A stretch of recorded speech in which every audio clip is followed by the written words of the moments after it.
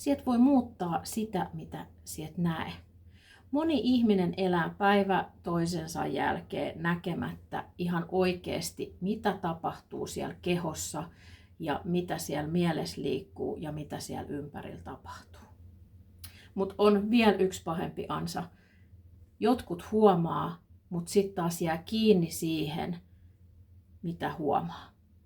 Eli omalla tavallaan se muuttuu aina vaan enemmän ongelmaksi ja ongelmaksi. Ihmiset vatuloittelee niitä asioita, jää kiinni niihin asioihin ja se kasvaa ja kasvaa vaan koko ajan isommaksi ja isommaksi.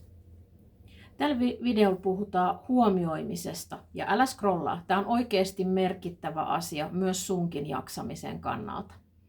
Eli monet lähtee hakemaan apua ihan hirveän hankalista ja monimutkaisista asioista.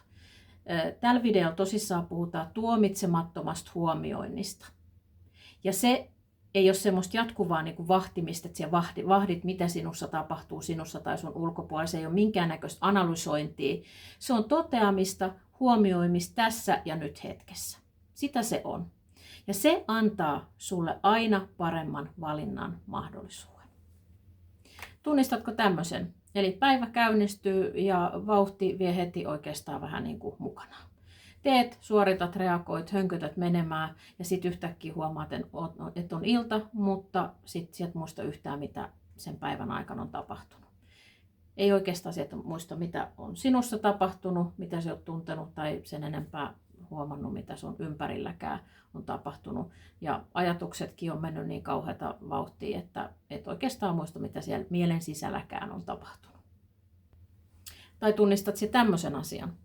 Eli sun kehossa tunnistat sen jännityksen, tunnistat myös sen, että se keho jollain tavalla yrittää sanoa jollain oireille, että hei, hidasta nyt, pysähy nyt ei ole kaikki ihan kunnossa, mutta siellä vaan hönkötät eteenpäin, sieltä pysähy ollenkaan paikalle, siellä vaan menet ja ohitat kaikki ne semmoiset keholliset oireet tai viestit, mitkä tulee ulkopuolelta, että hei, nyt olisi aika vähän hidastaa tai rauhoittua tai pysähtyä jonkun asian äärelle. Ja se kun jatkat näin, päivä toisensa jälkeen, niin se jännitys kasvaa ja se huomaat kohti semmoisia oikein ehkä voimakkaitakin stressin oireita tai sitten jotain ahdistuksen oireita. Ja jos siellä tunnistit nyt jotain näistä edellä olevia tai sitten tämä video resonoi sinua jollain muulla tavalla, niin minä suosittelen ehdottomasti, että katso tämän videon loppuun asti. Tämä on nyt vakushermon rauhoittaminen sarjan toinen video. Eli jos et ole katsonut sit ensimmäistä, minä laitan sen tohon noin, niin käyhän katsomassa ensin se video ja sitten palaa takaisin tähän videoon. Mutta jos sinusta tuntuu, että ei nyt katsotaan tämä video loppuun, sekin on ihan ok, mutta käypä katsoa kuitenkin se eka, koska se auttaa sinua sit myös tämän harjoitteen kohdalla, mitä tällä videolla käydään läpi. Ja myös sen ensimmäisen videon linkki löytyy sitten tuolta noista tekstiosuudesta tuolta alhaalta. Tosissaan mun nimi on Katja, olen vakauttamisvalmentaja ja tämä menetelmä, minkä minä olen kehittänyt, niin tämä on tullut vuosien kehollisen työskentelyn pohjalta. Eli on todella merkittävästä ja tehokkaasta menetelmästä kysymys. Ja jos tosissaan tämän tyyppiset videot jollain tavalla resonoi ja haluat katsoa kaikki 4 videosarjaa, mitä kuuluu nyt tähän näin, niin suosittelen ottamaan tilaukseen, sanotaanko se niin, ja sitten painaa tuota peukkua ja myös ja vaikka hypetäkin, niin olisi aika hyvä juttu. Suorittajan hermosto. Semmoinen, joka hönköttää koko ajan eteenpäin, pysähtymättä, miettimättä, ajattelematta sen enempää, suorittaa sit elämää, tekee, touhuaa, niin sellaisen hermosto on jatkuvasti ylivireystilassa. Ja tarpeeksi kauan aikaa, kun on semmoista korkea lentoa eli ylivireystilaa, niin sitten jossain vaiheessa humpsahtaa sinne alivireystilaa. Eli sitten tulee semmoisia masennuksen, uupumuksen kaltaisia oireita. Mutta jos ajattelee, että suorittaja on ylivirittynyt niin kauan aikaa, kun se siellä pystyy olemaan, kunnes sitten se uuvahtaminen tapahtuu, niin sinä olet pois silloin sieltä optimaaliselta toimintavyöhykkeeltä. Eli sieltä nämä tilanteet selkeästi, sieltä oikein pystyy näkemään asioita laajemmin, niin se näet ne tosi kapeakatseisesti. Siellä reagoit aika automaattisesti miettimättä yhtään sen enempää, että miten tässä kannattaisi reagoida tai mitä mun kannattaisi tehdä. Moni ihminen sanoo, että kun me en pysty niinku keskittymään, me en pysty ajattelemaan, me en näe selkeästä tilannetta, niin silloin se kertoo, että me ollaan aika ylivireystilassa. Ja mitä enemmän tämä jatkuu, mitä kauemmin tämä jatkuu, jos tämä jatkuu kuukausitolkulla, vuositolkulla, sitä enemmän se keho ja mieli menee epäjärjestykseen. Ja kun me ensin opitaan vähän hidastamaan, siitä enemmän siinä ykkösvideossa, ja sen kautta meillä on tilaa enemmän huomioida, semmoista tuomitsematonta huomiointia, mitä minussa tapahtuu, mitä mun mielessä tapahtuu ja mitä mun ympärillä tapahtuu, niin silloin se vagushermon ventraalihaara palauttaa meidät enemmän sinne optimaaliselle toimintavyöhykkeelle, missä on se turvan tila, missä siellä pystyt enemmän niin kuin pohtimaan niitä asioita, näkemään laajemmin niitä asioita ja sulle tulee sille valinnalle enemmän tilaa, miten siellä valitset toimii seuraavaksi, millä tavalla siellä toimit seuraavassa hetkessä, kun sä saat vähän pohtia sitä asiaa tarkemmin, mitä tässä tapahtuu, mitä minussa tapahtuu, mitä mun mielessä tapahtuu, mitä mun ympärillä tapahtuu. No sit ihan siihen konkretiaan, eli miten siellä voit lisätä tuomitsematonta huomiointia. Ja mun tarkoitus on antaa hyvin pitkälti aina semmoisia harjoitteita, jotka sä pystyt integroimaan helposti sinne arkeen. Eli siellä, missä sä teet, missä sä touhuat, niin siellä olisi aina mahdollista tehdä niitä harjoituksia.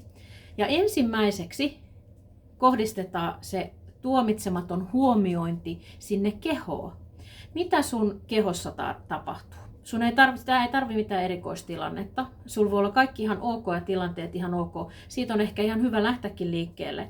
Että siellä olet ihan siellä arjessa huomioimaan, että mitä tapahtuu sun kehossa. Mitä siellä tapahtuu. Se voit ihan tunnustella hetken aikaa sitä, että onko sun kehossa jotain erityisiä jännityksiä jossain hartioissa, niskassa, vatsassa, rintakehällä, käsissä, ihan missä tahansa. Onko siellä jotain semmoista erilaista, jotain jännitystä vai tunnetko jotain rentoutta, helppoutta jossain kohtaa sun kehossa. Sun ei tarvi muuttaa yhtään mitään. Nyt vie se huomio ensin siihen, että hei, mitä tässä tapahtuu, mitä mun kehossa tapahtuu.